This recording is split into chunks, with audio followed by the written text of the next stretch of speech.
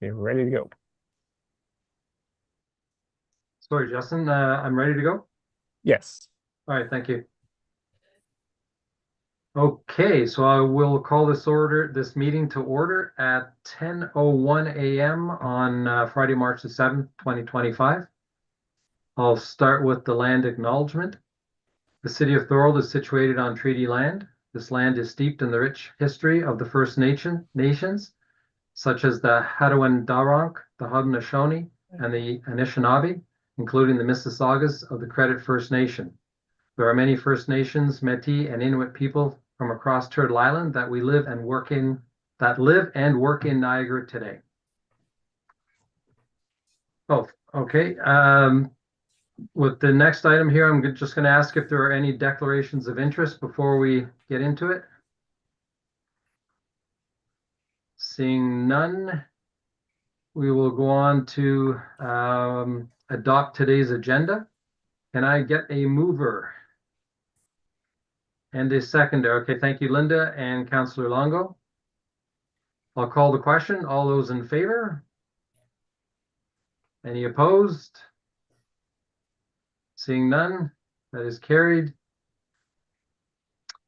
Item number 5 on the agenda is the adoption of the minutes from our last meeting on February 7th. Once again, can I get a mover and a seconder? Oh, Joe, are you saying you'll be the mover for this? Yep. Your hand. Okay, thank you.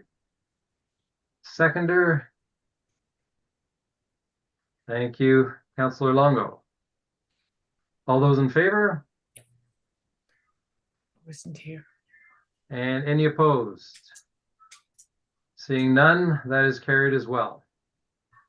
So we'll get right into it with number 6, correspondence. So attached to the agenda package, you'll find a letter, or a couple of different letters actually, from Walker Industries regarding their South Landfill Phase 2, specifically the environmental assessment and alternative methods, the public information session. In summary, we know that Walker's South Landfill Phase 1 is nearing capacity. I think it has about 5 years left on their forecast.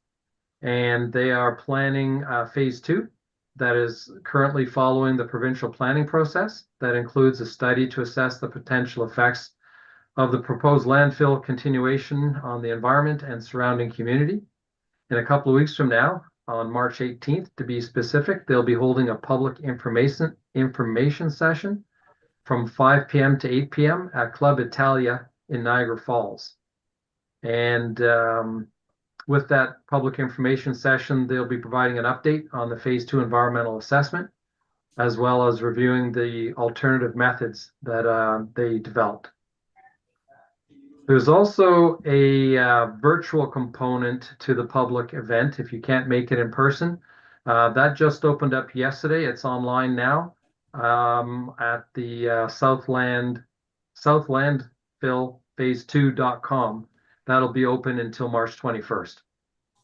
It is, we would also, supporting Walkers, we also encourage that local residents and other stakeholders participate in this evaluation and ask questions of Walkers. They're fairly responsive if you have questions or comments. With that, I'll see if anyone here has any questions or comments on this subject. Okay, seeing none, I'll move on to committee business, number 7. So we'll start with the working group updates. And the first one is the Earth Day working group. And Jacob, thank you for joining us this morning. I would like to ask if you could provide an update on where we are with the Earth Day preparations. Yes, thank you, Mark. Thank you for welcoming to the meeting. So Earth Day preparations are well underway. The event had a lot more time to plan this year. So as of right now, we've got about 20 vendors signed up. We're still expecting a few more vendors to sign up this year.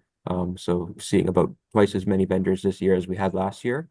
We've also been working with both Thorold Camps and Activities Group and the library to come up with some children's activities and like family activities for the day as well too. So with them, we're planning on doing a seed planting And then the library is also going to do kind of a sing along as well for kids. So some fun activities to get some families involved. We also have two speakers that we've confirmed for this year. One is a professor from Brock University, and the other is a representative from the Indigenous community that'll both be doing speeches, like a half-hour talk at the Earth Day event. Aside from that, we're also working on putting together kind of some more entertainment just to draw some more people to the event as well too. And yeah, things are well underway with it. I've been working with Natalie, our meeting communications person, so we should in the next week or so see kind of a social media campaign rolling out to start promoting the event and advertising it, just to drum up more public interest and let people know that this is an event that we'll be hosting. For anyone that doesn't know, this year we've decided to host the event Saturday, April 26th, and it'll be going from 11 o'clock a.m. to 3 p.m. at the Thurl Doherty Arena. That'll be the Saturday after Easter weekend. Thanks, Jacob. Could you talk a bit more about what you're planning in terms of advertising, getting the word out? Yeah, of course. So basically, Natalie and myself have kind of been developing a social media campaign. So there's going to be a series of posts that'll be coming out. Let me just pull it up and I can kind of walk through all of them. So the first one will be, or the first two posts will be different posts, or sorry, these are in no particular order, but the two posts will be kind of promoting the speakers at the event.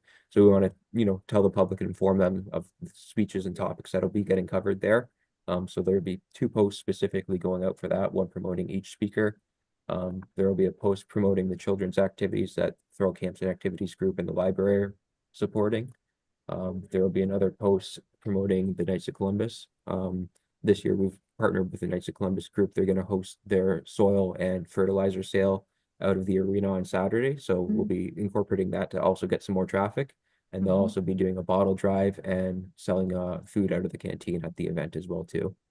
So there will be a post kind of promoting the Knights of Columbus, working with the City of Thorold in partnership at the Earth Day event.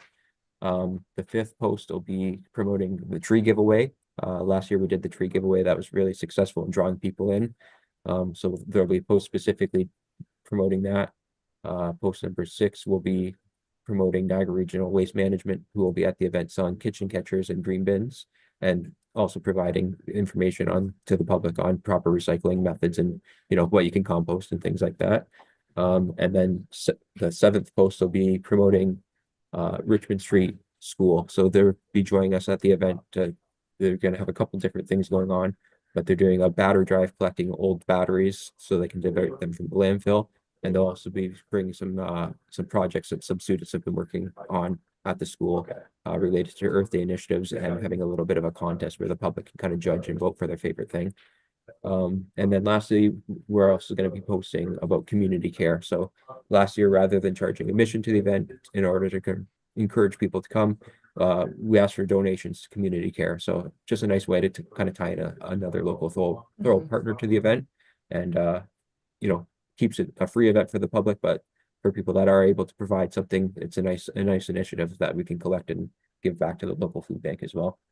That's great, Jacob. Yeah. When you talk about various social media posts, you're talking about on the City of Thorold's social media channels? Yeah, so it'll be coming out mainly through the City of Thorold's Facebook page and Instagram page. There's also a web page like on our City of Thorold website that has a landing page that has all the event information. So all the posts will be directing people back to that. And then there's also going to be a couple flyers at a few different facilities as well too. So excellent. For example, the library, the senior center, things like that. There's a few, or at least two that I know of, maybe 3 local Thorold Facebook pages. Have you thought about putting it on there as well? No, actually, I don't know if I can, you know what, I can, but yeah, if there are let me, kind of local groups and organizations like that, we'd be happy to try and post to that and share. yeah, We've let also me send you some links. I think there's 2 or 3 that I found online, so I'll send you that offline. Okay. Okay, great, thank you. What was my other question? And there was a couple different like a community event pages on various people's websites. So like for example, Niagara Region has something that you can share events like this too.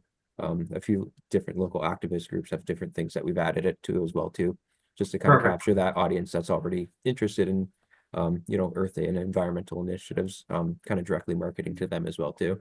Perfect. Thank Yeah, you. you're welcome. Does anyone else have it? Oh, think- Councillor O'Hara.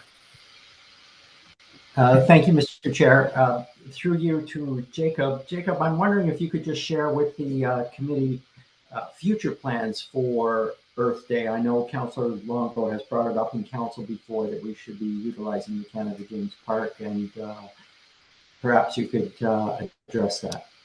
Thanks. Yeah, of course. Thank you. So yeah, to speak to that, this year we were trying to plan something at Canada Games Park, to move the event over there. Originally we had been asked to work with the city of St. Catharines and host an event jointly at the Canada Games Park facility. When I reached out to St. Catharines last year about it, they said, something we would be definitely interested in doing and kind of connect with us in 2025 after their budget was passed. When I reached out this year, to the team at St. Catharines, unfortunately, they said, it's not something they had the budget to do this year. So it would have looked like City of Thorold fronting the full cost, the full brunt of the cost to host it at Canada Games Park. Since then, I've kind of spoke back and forth with a few different people, through our mayor who's connected to St. Catharines mayor. And it sounds like next year is definitely something they're going to make sure is included in their budget so we can kind of host it jointly. And we're also planning on working and partnering with Rock University. So kind of all three of the consortium members can host an event together at the park and, work on it together there. So for next year, we're definitely planning to move it to Canada Games Park, and already looking to reserve the date just to make sure that we find a date. We don't want it to fall on Easter weekend. Obviously, Easter weekend's very late this year, so it kind of ties up one of the weekends, but we also need to make sure we're hosting the event between their ice coming out at the facility there and their lacrosse turf floor going down for the season. So we have kind of a small window to work with, but if we reserve the date now, then we'll be able to make sure that we get something up there. Okay. Thank Any you. other questions or anything else I could touch on for anyone?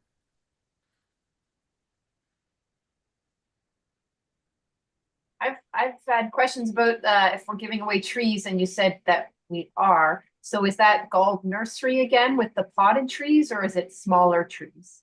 Yeah, so I'm working with Gald Nursery right now to finalize exactly the species and everything, but we're intending to do the same. Last year it was a gallon tree, kind of like a 3-foot potted tree. So yeah, intending to do the same. This year the price of trees with them has gone up. Last year we partnered with them. Basically, they offered them at a heavily discounted price to us.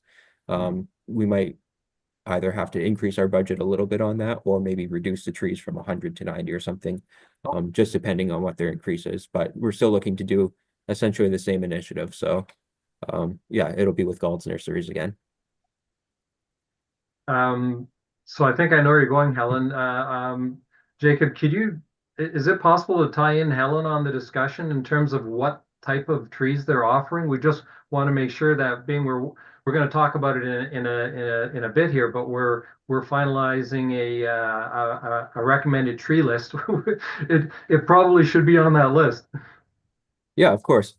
Yeah, and if you'd like to forward me the recommended tree list once you have that together too, I'd be happy to share that with Galds and just say, can we ensure that the trees that we're planning on giving away at this event kind of fit within this, just to make sure we're not bringing in, invasive species or species that aren't native to the area, kind of something like that, right? Perfect. Helen, is that okay? Yeah. Great, thank you. Sounds good. Any other questions or comments? My compliments to Jacob for all the work that he's done. It sounds like a really exciting day. Thank you. Thank you, Linda. Yeah, I echo that as well. Sounds like there's a lot planned and a lot of good vendors, so looking forward to it. Thank you very much. Yeah. And just for everyone, once you see the posts coming out on Facebook or social media, please feel free to reshare them, or tell everyone you possibly can about the event. We're hoping this year to get a lot more people to the event than last year, and with more time to plan it and kind of get the word out there, we're expecting it to be really successful this year. Very good. Thank you very much, everyone. Yeah, thank you, Jacob.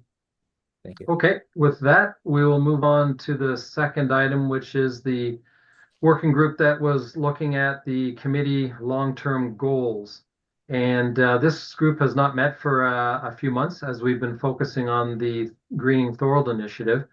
However, we do have some momentum now with that initiative. So I think it is time to go back and look at what else we can add to help this committee.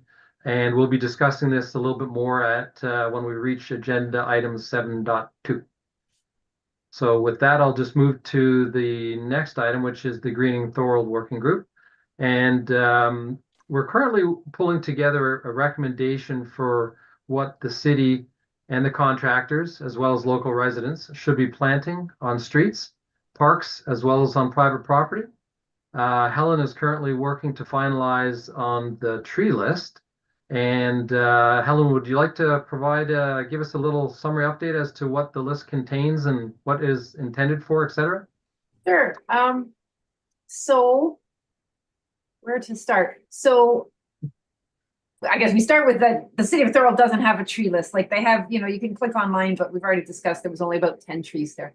So I've looked over a lot of other tree lists, done research, looked, what does City of St. Catharines have? What are these, well, Toronto, everyone.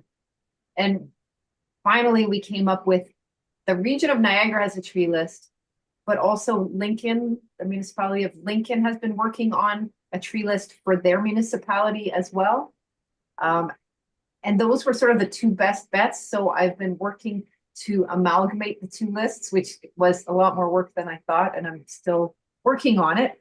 I have the list, I have the final list. It's just some of the detailed information like describing the trees, soil pH recommendations, and technical stuff. So we'll see where that goes. I think people in Lincoln are also working on talking to the region to update their list.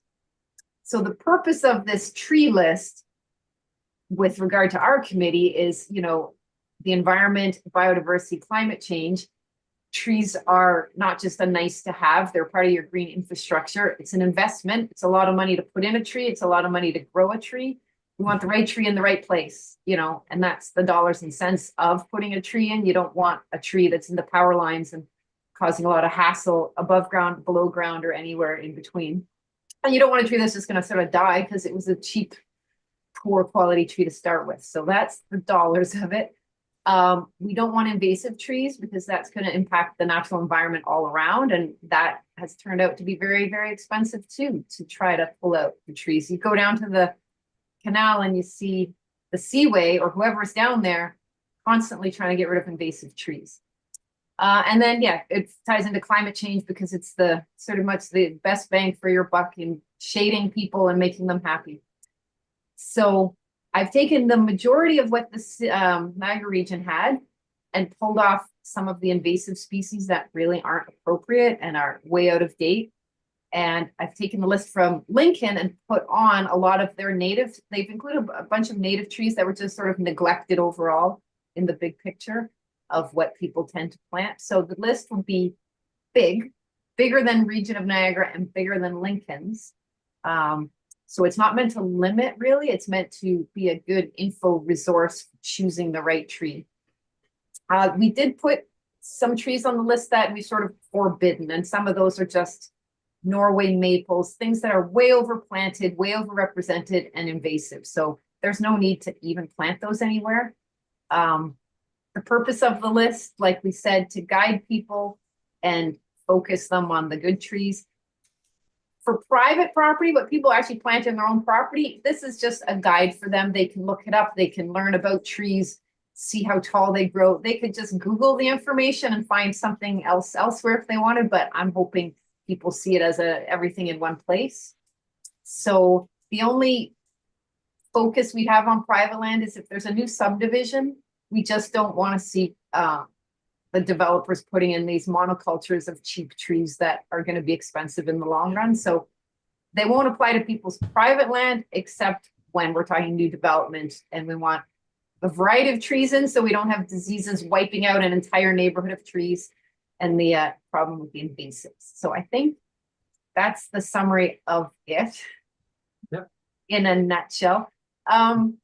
I did read recently that, yeah, Lincoln wants to work with Niagara and change Niagara's list. So I'm not really sure if at some point I should be handing this off to Niagara to finish all the research and details because, you know, there's potentially a lot of information you can pull together. Yeah, so I just saw you're referencing, I just saw that this morning as well. This morning, an email came that the Lincoln wants to bring their list to the region. So Yeah, that's something we've talked to the region about a month ago, and then Yeah. Liz Benyon from the Biodiversity Climate Action Collective Niagara just okay, followed up with them, and they've agreed to update their list. So we'll talk. I have an email prepped to send to you, okay, and then we'll try to get you connected into that as well, so we're all on the same page. Okay. yeah, I think that's a really good idea. So we first of all don't duplicate, and plus, who wants a list with region that has like 4 different trees than our list, or you know. Well, If it'll Niagara region can provide guidance to everybody, then I think it's super easy to have Thorold buy into the list. Yeah, it's we don't want to have people asking questions, why is this on that list and not that on our list, whatever. So okay, we'll get tied into them, okay? Yeah. Um So any questions on? well, I was just gonna say further that once this list is finalized, we also have lists on shrubs and Right. sedges, which are grass-like flowering plants. We have ornamental grasses, ground cover, ferns, and flowers that we're also looking at.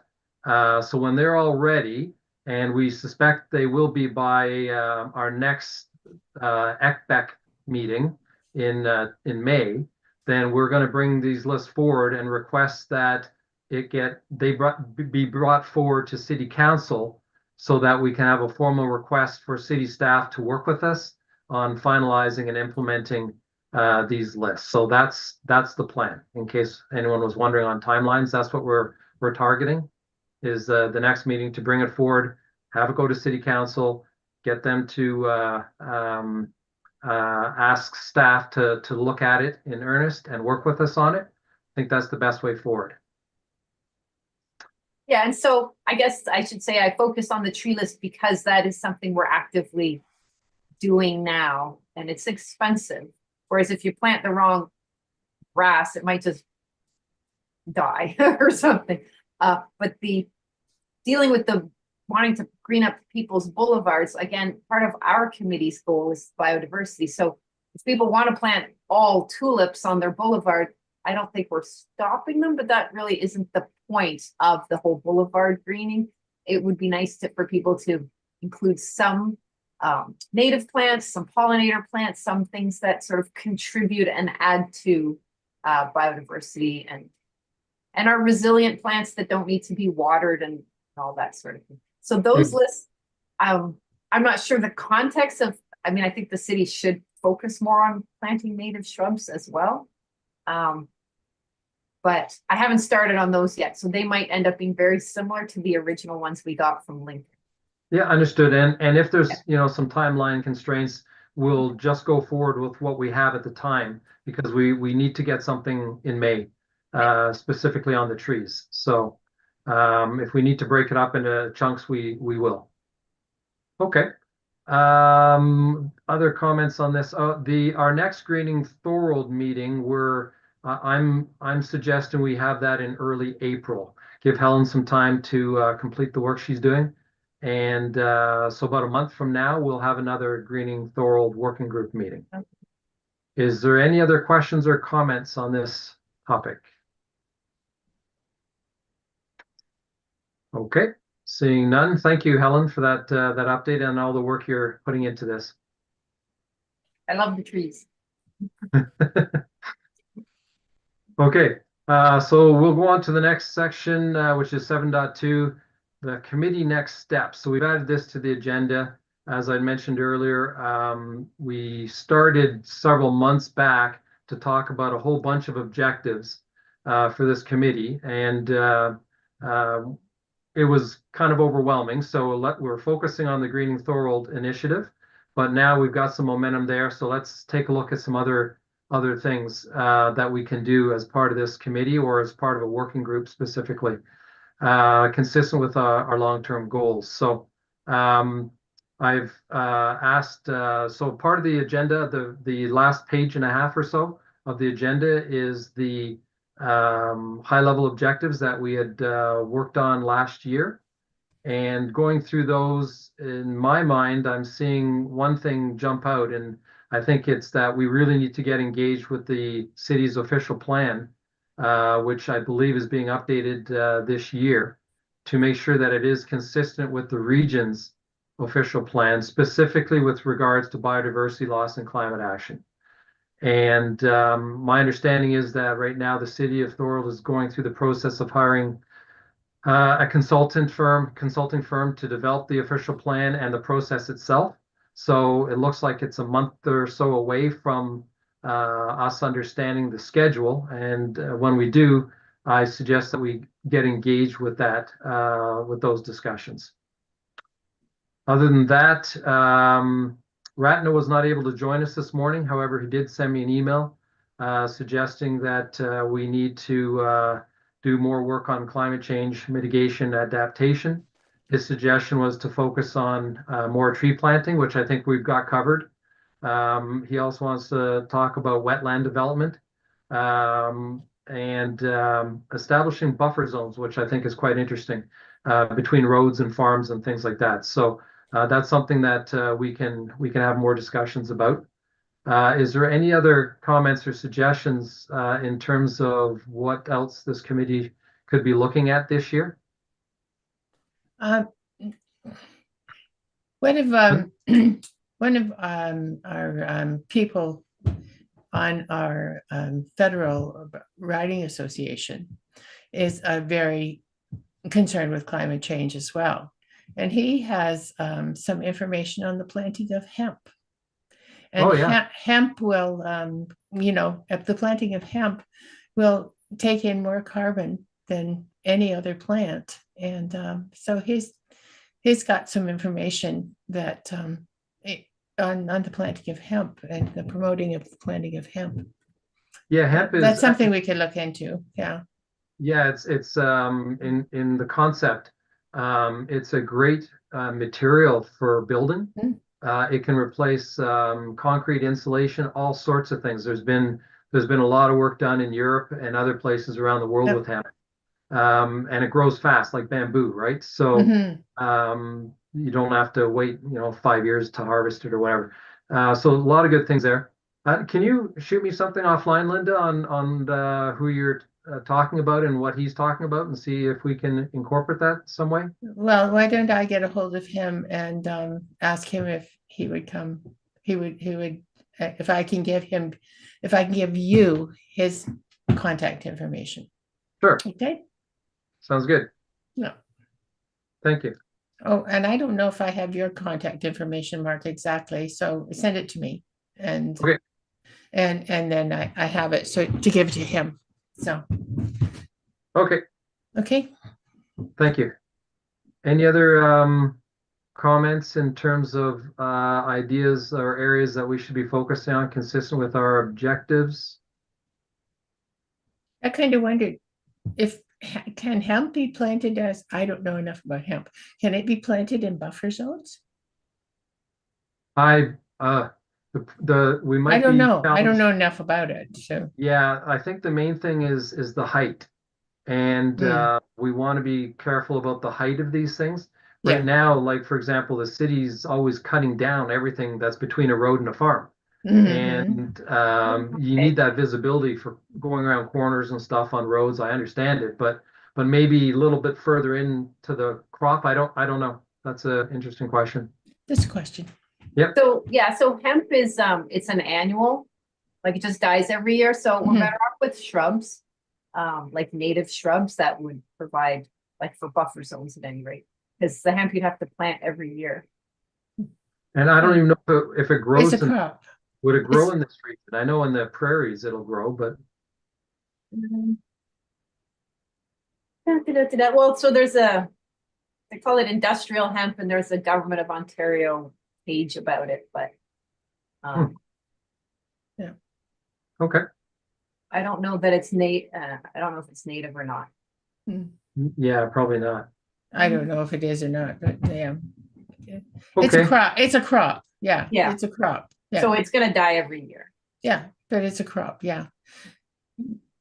okay, know. so in terms of next steps, I think I will ask the working group, the long-term goals working group to get together again in April, and we can go through some of these items and see what else we can add. Although we are going to be busy continuing the work with the Greening Thorold initiative, because once we have the list done, then the next step is to look at bylaws and look at rewilding or naturalization of areas. So there is still a lot of work to be done there, but I just thought we might be able to pick something else up.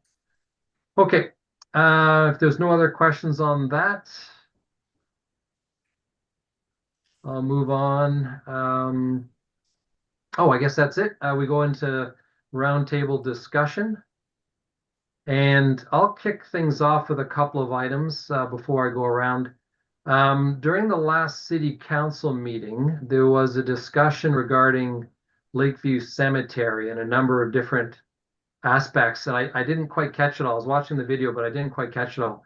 I heard something about garden development in cemetery property, which sounds like a great thing. I also heard Mark talking about updated burial and memorial options, including green burials. So I think that's something that this committee, as well as the Greening Thorold working group, should know more about. So I've asked Mark to present. He couldn't make it today, so we'll ask him again for May. And I understand there's a public survey being developed as well on that same subject. So I just want to make sure we're tied into that and understand what that's all about.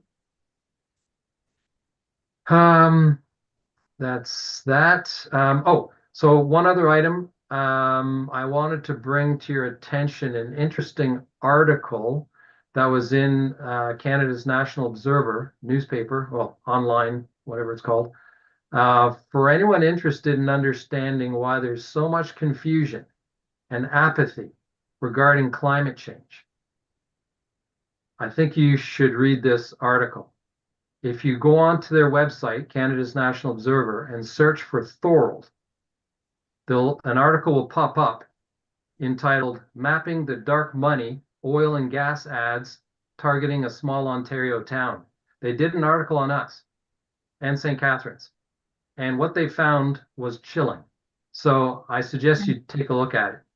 I did read that. It was unbelievable. Like just hundreds of thousands of dollars in propaganda money was targeted at Thorold. Yep. Because they wanted a gas plant in Thorold. With all misinformation around how much we need oil and gas. So But more than $100,000 in misinformation was. Yes, it's incredible. So I don't want to get into the details here. No, and definitely read. I read it. It was like it was an eye opener. Yep. Okay, And- with that, I'm yeah. going to go around round table. Linda, anything to say Not or today. ask? Not today. You're good. Councillor Longo, No, Mark, thank you. you're good. Thank you. Jacob, thanks again for all the work you're doing. Any other thing you want to raise today? Nothing else. Thank you very much. Thanks, Jacob. Helen?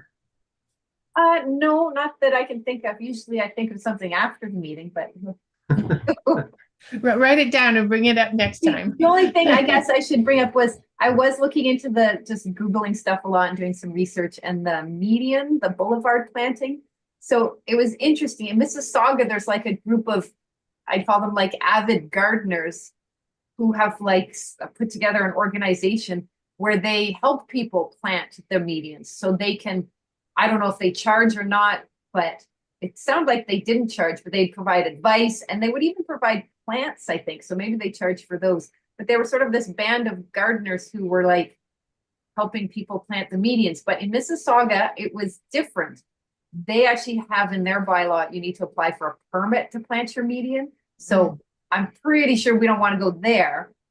But they had a list, and it's like, if you wanted to plant your median under the permit, here's the plants you can plant, period, end of story. You may not plant anything not on this list, because they were very much allowing people to plant as sort of pollinator type gardens. So not beautification or low maintenance. It was for, I think, for low maintenance and pollinators. But it was just interesting that they had this band of, you know, gardeners who would be like, contact us and we'll come and like give you a plan and tell you what to plant on your median. So it was interesting that it's not, we're not the avant-garde on this. It's like everybody wants to do these things. It's the zeitgeist. People are sick of, you know, grass and want to try other things.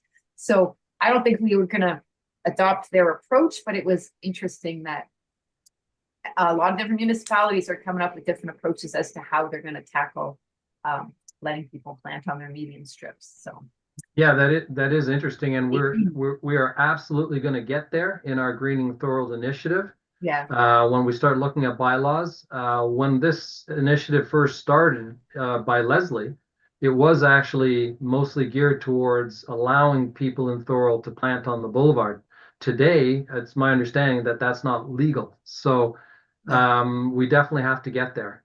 And hopefully we can continue just to leverage best practices from other communities.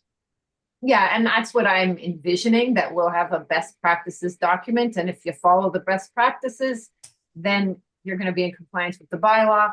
If you plant a bunch of crap and it grows out of control, that's not what the purpose of it is, and you'll still be in contravention. Exactly. As Okay. opposed to a permitting process. Anyway, so Right. interesting stuff's going on out there. Yep. My screen keeps flipping around, but I think next is Councillor O'Hare. Thank you, Chair. I just want to say a couple of things. First one is just wonderful work by committee members on the Greening Thorold working group. Well done, well done. As well as the long-term initiatives, Chair. So congratulations on that. The second thing I want to say is that for committee members that haven't heard, is that the city has once again partnered with the NPCA and Trees for Life, which is tied in with the 2 billion trees across Canada for some major plantings this year. And that's both, hopefully both on municipal and private lands. There have been no announcements yet as to when and where they're going to take place, but stay tuned. We should be seeing some considerable plantings. And perhaps we can even go back out to Port Robinson, the eco site where we did planting last year, the TD sponsored planting, and double the amount of trees there. There's still lots of room, and it's a great site to reforest. So that's just a little update with where we are. Thank you. Yeah, thank you very much. And I think we all support more trees. So that's great. With that, Joe, you're next up. I've just got one item. It's I admit it's a little bit peripheral to this committee, but there's I had a presentation at Parks about continuation of the or rather an upgrade of some trails that the main or the what's looking like the favored route is going to go through the Lake Gibson corridor down probably in behind the works building. I won't go into an awful lot of details. What it was the consultant's report, and also suggested if anybody wants to get on the mail list, you know, for when public meetings are going to be held. If you were trying to find it, it's a little bit convoluted because we didn't have a quorum. So the meeting per se is not on the YouTube channel. But if you look at the Thorold YouTube channel and search out Lee Consulting, then you can find the presentation. Okay. Thanks, Joe. Was there an article about this in the Thorold today? I haven't read it yet. I pulled it up and it's on my computer, one of those million tabs, but I haven't read it yet. They were talking about some trails or something. It may have been. I haven't checked it myself today. Okay. Justin, go ahead. Just to update, the meeting is on YouTube and you can watch the presentation from the Parks, Trails, and Recreation. Oh, okay. I may have looked a little bit too soon. It's, I don't usually go Usually back. the next day, I put it on our city website, but this meeting will be up there immediately after. It's on right now. People can watch this one as well. Oh, So okay, it is okay, up good, there. good. Thanks. Okay, and thank you, Justin. And I have 1269. Oh, sorry, Zach, that's you. Anything to ask or comment on? I think Nothing on Zach. my end, Chair. Thanks. Sorry, Zach, I spoke over you. Say again. I'm assuming he said nothing for today. Okay, thank you. Okay. So with that, our next meeting is going to be held in a couple of months from now on May 2nd. And there being no further business, this meeting is adjourned at 10:42 a.m. on March 7th, 2025. Is that it, Justin? We're okay? All good. Thank